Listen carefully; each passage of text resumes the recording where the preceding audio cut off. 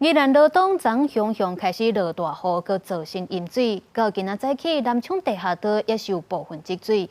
公所是赶紧来调派抽水机去抽水，嘛有不少民众赶紧来拼环境。嘛讲到这是这几冬来头一届去拄到淹水的状况。也县府嘛表示讲，昨罗东1点钟的雨量来到108毫米，这熊熊落上过济雨，超过下水道这个标准，才会造成淹水。 民众赛车到罗东南昌地下道，车驶路行，因为地下道积水也是真深，无法度过。镇公所赶紧找抽水机抽水，希望赶紧恢复通行。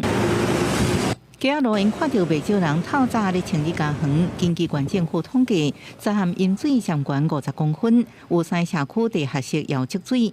县政府连暝调派抽水机协助抽水，部分的人讲，这2年来第一摆拄到淹水的情形。淹到这个地方来哦。 哦，这么高哦！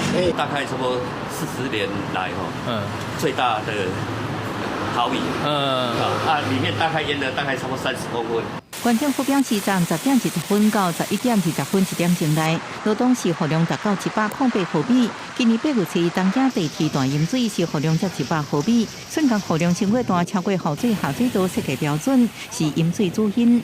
淹水的主要原因是因为整个 它的雨量超乎了雨水下水道的设计标准。好佳在雨无落伤久，淹水差不多是透早7点落去。因为未来是不是改善罗东雨水下水道？县政府表示，未来协助镇公所向中央争取经费，完善雨水下水道系统。记者综合报道。